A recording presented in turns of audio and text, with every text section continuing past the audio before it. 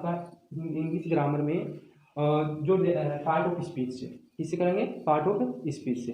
Part of speech क्या होता है उसकी लिए हम बेसिक जानकारी लेंगे। हाँ, बता दूँ, जब आप पार्ट ऑफ स्पीच कंप्लीट कर लोगे उसके बाद आपका ग्रामर का 40% जो सिलेबस है वो मैं कह रहा हूँ पार्ट ऑफ स्पीच से कंप्लीट हो जाएगा, अगर आपने पूरे पार्ट ऑफ स्पीच ग्रामर के अंदर पढ़ लिए हैं, जान लिए हैं, समझ लिए हैं। तो उसके लिए रेगुलर आपको इस वीडियो में बने रहना पड़ेगा और आपको अंत तक इस वीडियो को देखना पड़ेगा। हाँ, पार्ट ऑफ स्पीच के बिना क्या है, इंग्लिश अधूरी मानी जाती है। जब तक हम पार्ट ऑफ स्पीच नहीं समझेंगे उसके बाद उससे पहले हम कोई भी सब्जेक्ट चैप्टर जो है वो नहीं समझ सकते। इसलिए हमें सबसे पहले पार्ट ऑफ स्पीच जो है वो समझना होगा, और पार्ट ऑफ स्पीच को ध्यान से अगर पढ़ लिया तो कोई भी जो टॉपिक है, चैप्टर है, वो आपका पीछे नहीं रहेगा। तो मैं शुरुआत करता हूँ पार्ट ऑफ स्पीच से। ध्यान से देखना और पूरा समझने के लिए हम उसके बाद पार्ट ऑफ स्पीच के जो भेद होते हैं, यानी कि शब्द के जो भेद होते हैं वो कितने होते हैं? 8 होते हैं। कितने होते हैं? 8 होते हैं। ये 8 क्या है? इन सबका भी अपना अलग अलग एक एक को ये 2-2 दिन का या 4-4 दिन का क्या होता है, क्लासेज होती हैं। मैं आपको कम ही समय में क्या है, आठों की जानकारी यानी कि जो पार्ट ऑफ स्पीच है इन सबकी जानकारी शॉर्ट में आपको प्रोवाइड करवाऊंगा। तो हम देखते हैं पार्ट ऑफ स्पीच। आज पार्ट ऑफ स्पीच कौन से होते हैं जिसको हम विस्तार से अभी पढ़ेंगे, शॉर्टली अभी मैं लिख रहा हूँ। एक number noun, number 2 pronoun, number 3 verb, number 4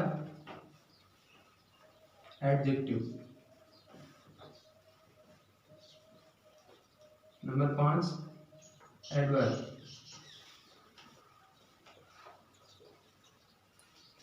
और number 6 preposition, number 7 conjunction, number 8 interjection.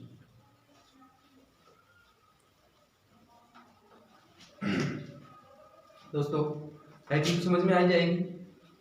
एक दो वीडियो में अटपटा लगेगा, रेगुलर आप देखते रहोगे तो आप खुद समझ जाओगे कि कैसे क्या लिखा हुआ है। मैं कितनी गंदी राइटिंग नहीं है। देखिए नाउन, नाउन का ये सभी जो होते हैं इंग्लिश में है, सेम ऐसे ही हिंदी में होते हैं। तो पहले जो है नाउन, नाउन का मतलब होता है संज्ञा। नाउन मतलब संज्ञा। प्रोनाउन मतलब सर्वनाम। वर्ब मतलब क्रिया। एडजेक्टिव मतलब विशेषण। एडवर्ब मतलब क्रिया विशेषण।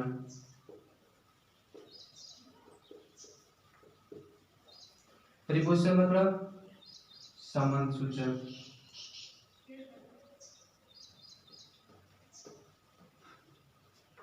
कंजंक्शन मतलब संयोजक,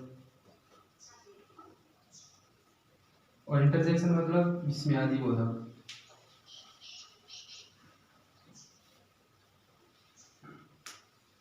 ये इनका हिंदी रूपांतरण है। देखिए नाउन मतलब क्या होता है? संज्ञा। प्रोनाउन मतलब सर्वनाम। वर्ब मतलब क्रिया। एडजेक्टिव मतलब विशेषण। एडवर्ब मतलब क्रिया विशेषण। प्रीपोजिशन मतलब संबंध सूचक। कंजंक्शन मतलब संयोजक, और इंटरजेक्शन मतलब विस्मयादि बोधक। तो सबसे पहले बताओ नाउन। नाउन क्या होता है? कोई भी नाम होता है, एनी नेम, या all words we can see and think about। वे सभी चीजें जिनके बारे में हम देख सकते हैं और सोच सकते हैं और छू सकते हैं या बोल सकते हैं, जो भी है वो सभी क्या होती है? नाउन होती है। सबसे पहले में होता है एनी नेम, यानी कोई भी नाम है, व्यक्ति का हो, यानी कि पर्सन हो, पैलेस हो, थिंग्स हो, ये सभी क्या होते हैं? संज्ञा होते हैं। जैसे कि ये मार्कर है, ये भी क्या है? नाउन है। जो ये जो लिख रहा हूँ बोर्ड है, ये भी क्या है? नाउन है। ठीक है, तो ये जो भी नाम होता है वो सभी क्या होता है? संज्ञा होते हैं, यानी कि इसको हम क्या करते हैं? नाउन करते हैं। इनका विस्तार से हम पढ़ेंगे, लेकिन अभी क्या है, शॉर्टली मैं आपको नॉर्मल जानकारी इसके लिए बता रहा हूँ ताकि आपको ये समझ में आ जाए। प्रोनाउन होता है सर्वनाम, संज्ञा के स्थान पर, यानी कि इस नाम के स्थान पर जो प्रयुक्त किया जाता है, हिंदी में लिख देता हूँ, संज्ञा के स्थान पर प्रयुक्त होने वाला शब्द,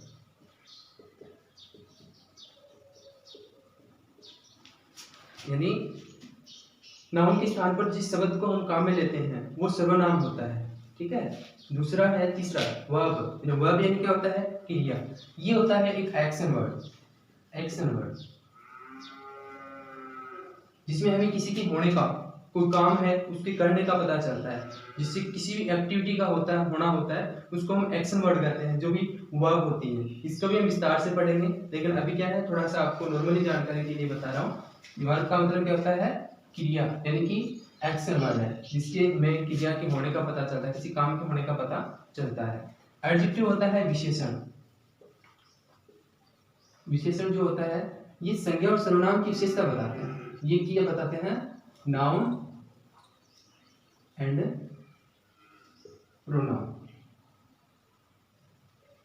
नाउन एंड प्रोनाउन को डिस्क्राइब करते हैं, यानी कि विशेषता बताते हैं।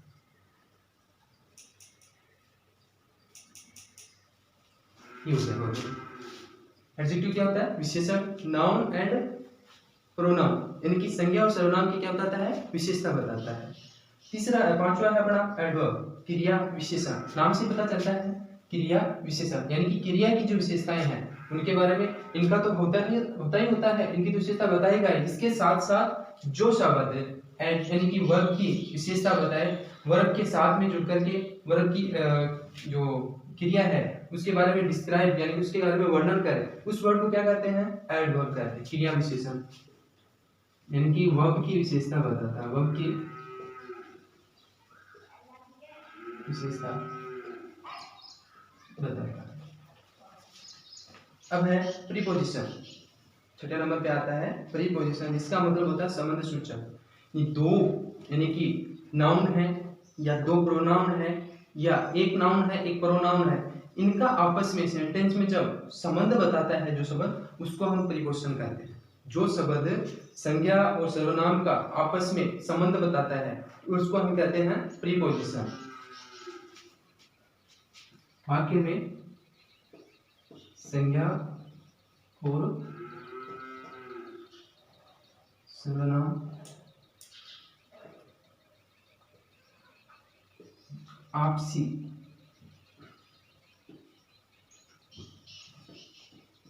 संबंध बताता है।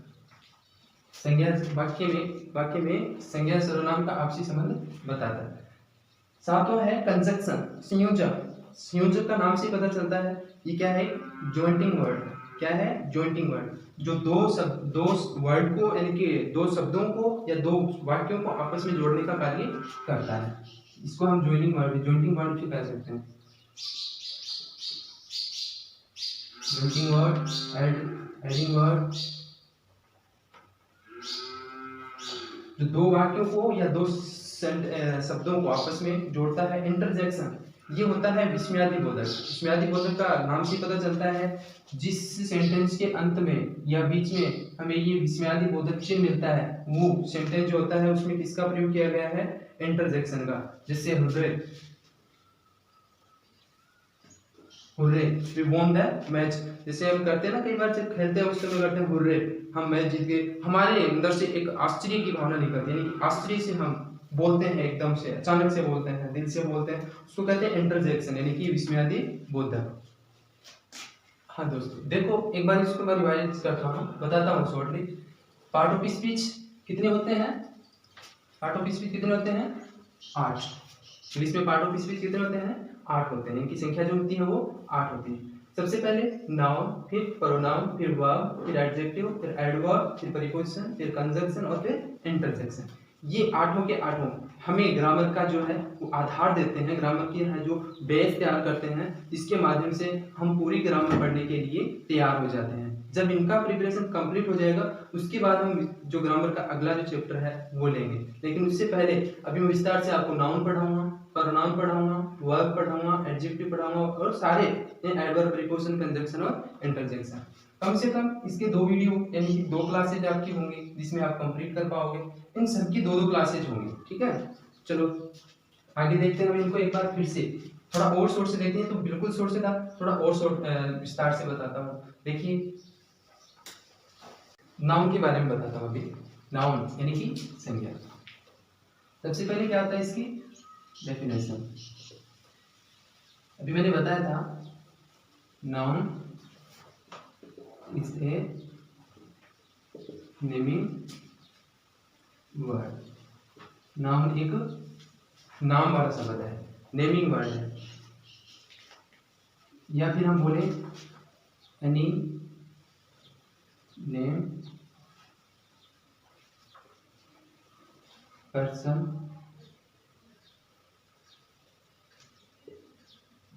प्लेस और थिंग। किसी व्यक्ति वस्तु और स्थान के नाम को हम संज्ञा कहते हैं। तो इसकी डेफिनेशन होती है। अब इसके काइंड्स होते हैं, जैसे ये जो है इनके बारे में बता रहा हूँ। जैसे पहला है पर्सन,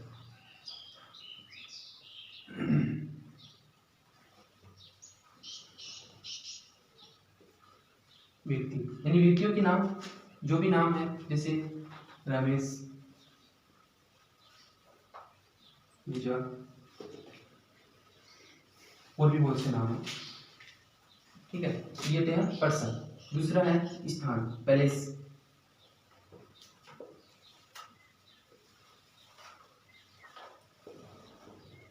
स्थान। स्थान भी किसमें आता है? स्थान की जगह का जो भी नाम होता है वो पैलेस में यानी कि स्थान होता है। जैसे राजस्थान,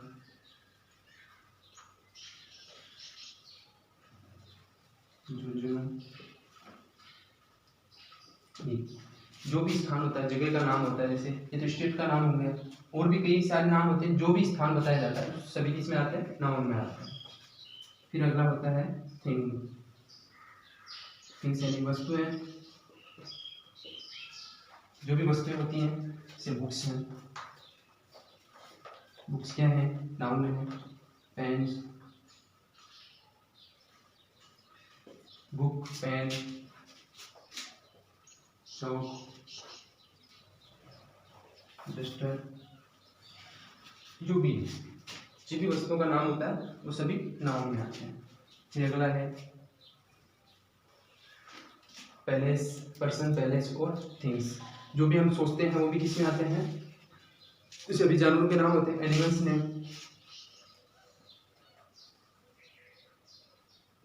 जानवर। इसमें बर्ड्स भी आ जाते हैं, जो भी नाम होते हैं, जैसे हॉर्स, एलिफेंट, और भी हैं। तो ये सभी क्या होते हैं? नाउन होते हैं। जो भी नाम होते हैं अवस्था होता है, कार्य होता है, कंडीशन यानी कि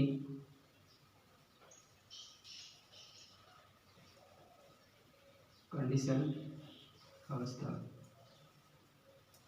इसके भी जो क्रिया नाम होते हैं उसमें आते हैं नाउन में।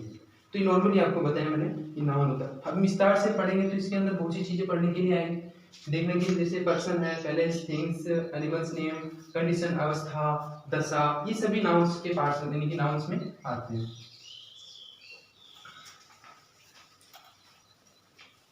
अगली जो वीडियो में हम पढ़ेंगे वो नाउन का ही होगा। पूरा जो वीडियो होगा अगला वो नाउन के बारे में ही होगा, क्योंकि अभी तो इसका इनकी नॉर्मली जानकारी दे रहा हूँ। उसके बाद हम विस्तार से पढ़ेंगे, डिस्क्राइब करेंगे, सबका वर्णन करके अब आपको बताएंगे। नाउन अगले वीडियो में पढ़ेंगे नाउन को पूरा। उसके बाद अब हम पढ़ते हैं प्रोनाउन। सर्वनाम जो अभी मैंने बताया था, संज्ञा के स्थान पर प्रयुक्त होने वाले शब्द प्रोनाउन कहलाते हैं। A word is used as a short noun called pronoun।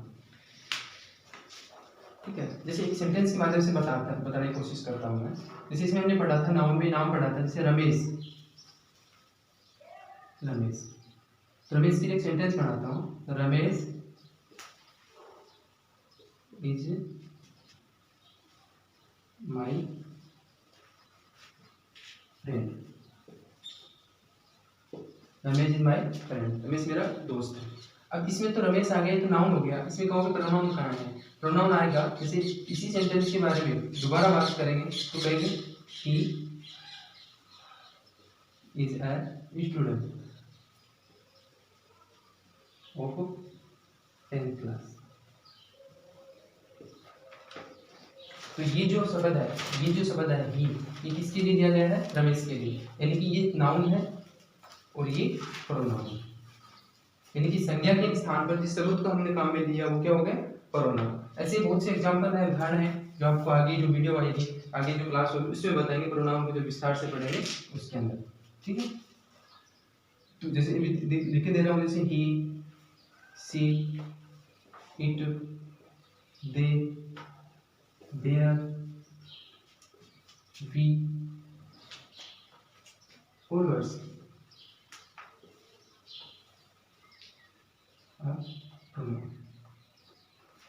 इनको पर्सन के आधार पे, यानी कि ये जो पर्सन नाम है इनके आधार पे कई भागों में बांटते हैं, 3 भागों में मुख्य बांटते हैं, फर्स्ट पर्सन, सेकंड पर्सन और थर्ड पर्सन। ये आगे की वीडियो में पढ़ेंगे विस्तार से, इसके लिए अभी तक इतना है। तीसरा जो मैं बताया था वर्ब, तीसरा मैंने क्या बताया था? वर्ब।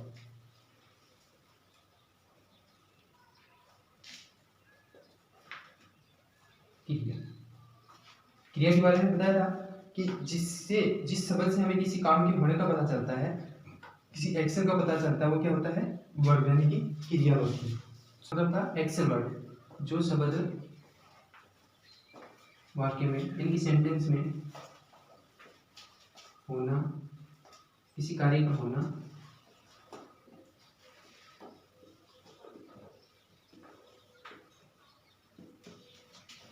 रखना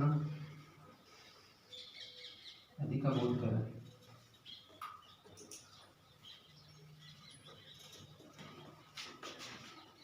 जो शब्द वाक्य में किसी कार्य का होना या रखना आदि का बोध कराता है या किसी एक्शन के बारे में बताता है, वो वर्ब होता है। जैसे अभी बताऊं रमेश के बारे में ही, रमेश इज माय फ्रेंड, मैंने बताया था।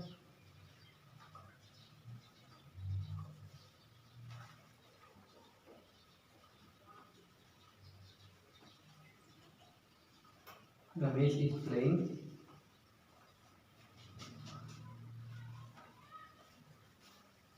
क्रिकेट।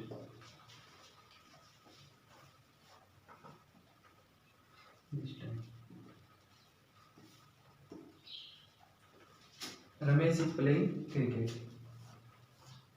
रमेश क्रिकेट खेल रहा है, इस समय रमेश क्रिकेट खेल रहा है। ये जो प्लेइंग है ये क्या है?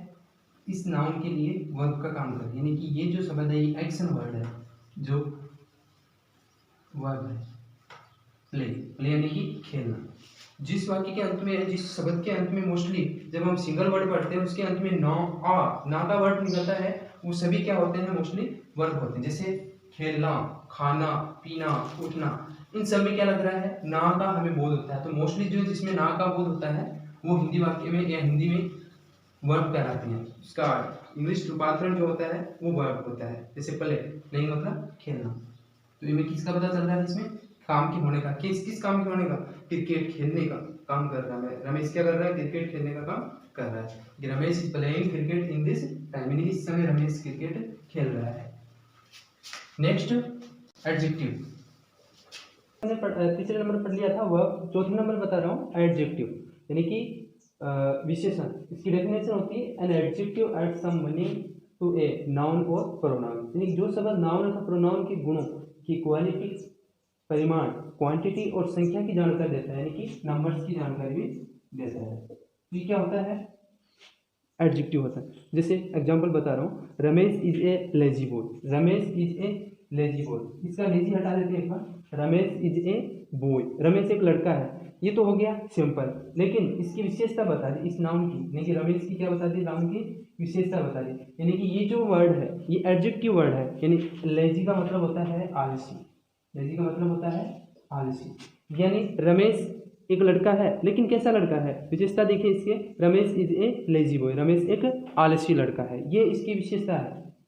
दूसरा है नीता इज यंग गर्ल, तो इसका यंग हटा के देखो एक बार, नीता इज ए गर्ल, यानी कि नीता एक लड़की है, लेकिन इसकी विशेषता क्या बताई है, यंग, यानी कि जवान, नीता एक जवान लड़की है। ठीक है, नीता नाउन है, इस नाउन की विशेषता बता रहा है, तो ये वर्ड क्या हो गया, एडजेक्टिव। नेक्स्ट है do you take bath in cold water, यानी क्या आप, इसका कोल्ड हटा के देखते हैं एक बार, क्या आप पानी से नहाते हैं, ये तो सही बात है पानी से नहाते हैं, लेकिन इसकी विशेषता, इस पर जोर देखो किस पे दिया गया है, कोल्ड वाटर, कोल्ड यानी कि ठंडा, क्या आप ठंडे पानी से नहाते हैं, तो जिस यू के लिए, यानी कि ये जो नाउन है इसके लिए लिया गया है, या वाटर के लिए लिया गया है कोल्ड, यानी कि ठंडा, ये क्या है, एडजेक्टिव है। नेक्स्ट है आई हैव 4 पेन, मेरे पास 4 पेन है, आई हैव ए पेन भी लिख सकता है, आई हैव ए पेन, यानी कि यहाँ पे नंबर बताया गया, संख्या बताई गई है, इसके पास पेन तो है लेकिन कितने पेन है, 4 पेन है, तो ये 4 क्या है, एडजेक्टिव है। इस प्रकार से हम इसको समझते हैं। ठीक है, इसका भी एक चैप्टर होगा जो कंप्लीट आपको बताएंगे, इसके अंदर क्वालिटी के बारे में, नंबर्स के बारे में और क्वांटिटी के बारे में, जो भी है इसके अंदर भी आपको कम से कम 2 या 3 वीडियो के माध्यम से बताया जाएगा। नेक्स्ट है एडवर्ब, यानी कि क्रिया विशेषण। क्रिया विशेषण होता है जो शब्द क्रिया की विशेषता बताते हैं, यानी कि क्रिया विशेषता बताने वाले शब्द क्या कहलाते हैं, एडवर्ब।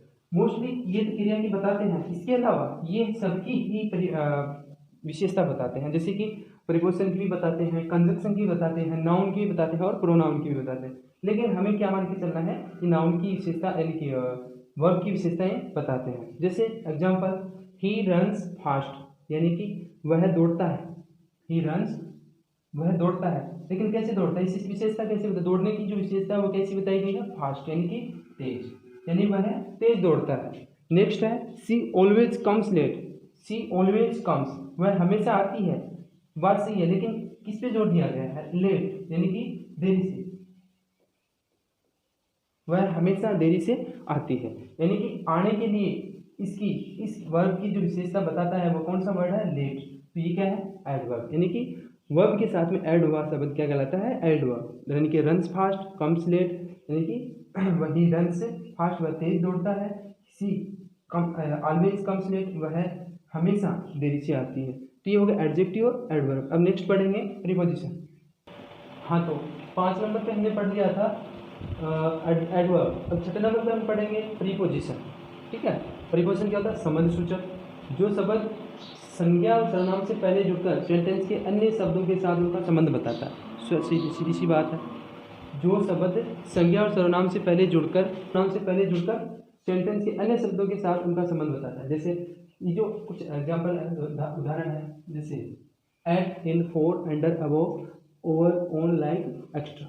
जैसे फर्स्ट एग्जाम्पल है Gita sits under the tree, Gita पेड़ के नीचे बैठती है, अंडर द ट्री, यानी कि गीता है वो पेड़ के नीचे बैठती है। अंडर यानी कि ये जो शब्द आया है नीचे, इस पेड़ का और इस गीता का आपस में जो संबंध बताता है वो कौन सा शब्द है, अंडर, यानी कि नीचे। तो ये क्या हो गया, प्रीपोजिशन, यानी कि इनका आपस में संबंध बताने वाला शब्द हो गया under. Next example, he is in the playground, he is in the playground, इनको आपस में, इस प्लेग्राउंड का और इस ही का, इस प्रोनाउन का और इस जो नाउन यानी कि जो जगह है, इनका आपस में जो संबंध बताता है वो क्या है, इज, यानी कि में। He is in the playground, वह खेल मैदान में है, वह खेल मैदान में।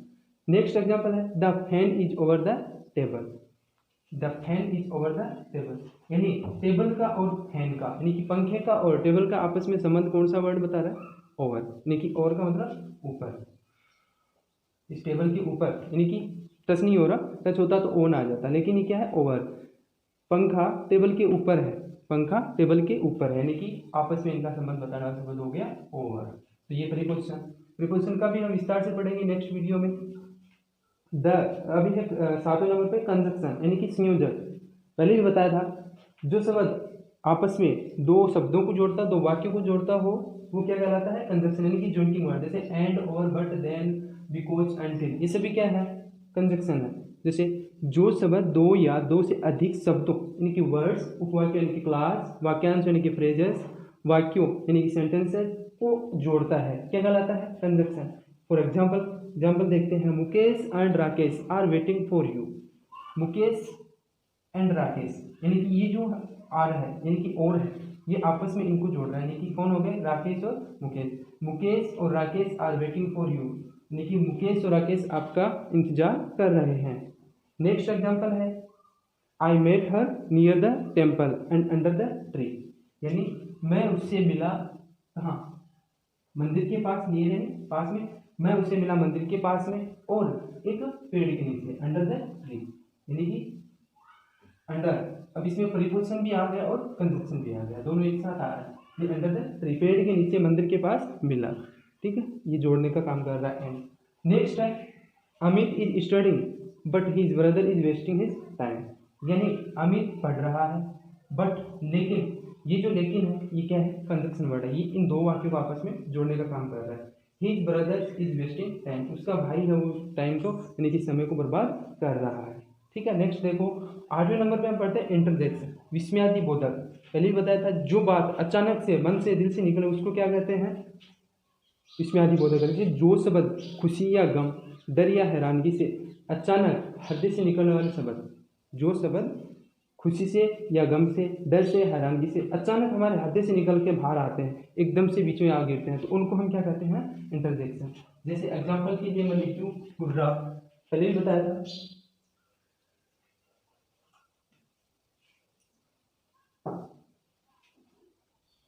आज के में एग्जांपल है hurray we won the match, hurray we won the match, hurray हम मैच वो जीत गए, हम मैच को जीत गए, ये क्या है? एकदम खुशी से निकला शब्द है हुर्रे, और ये इसमें आदि बोधक चिन्ह होता है। हुर्रे हम एकदम से बोले, अचानक से खेलते खेलते बीच में से जब टीम जीत गई उसके बीच में बोला hurray we won the match, अचानक से निकला, हमारे मन से निकला है, खुशी के भाव प्रकट हुए हैं, तो ये क्या हो गया? हुर्रा, ये विस्मयादि बोधक वर्ड हो गया। ऐसे बहुत से आएंगे, जब हम इस चैप्टर को विस्तार से पढ़ेंगे, इस टॉपिक को विस्तार से पढ़ेंगे, इंटरजेक्शन को, तब और भी एग्जाम्पल बताएंगे आपको और इसको पूरा विस्तार से समझाएंगे भी। आज के लिए इसी वीडियो में इतना, वीडियो बहुत लंबा हो गया है, काफ़ी देर तक चला गया है, तो आज की वीडियो में बस इतना ही। अगर इस वीडियो में आपको कुछ समझ में नहीं आया हो तो मुझे कमेंट बॉक्स में लिख के बताएं। अगर आपको इस वीडियो से रिलेटेड कोई क्वेरी हो, कोई क्वेश्चन हो तो मुझे पूछिए, मैं आपको बताऊंगा, ठीक है। अगर वीडियो अच्छा लगा हो, पसंद आया हो तो ज़्यादा से ज़्यादा इसको शेयर करें, कमेंट करें और लाइक करें, ठीक है दोस्तों। मिलते हैं अगले नेक्स्ट वीडियो में।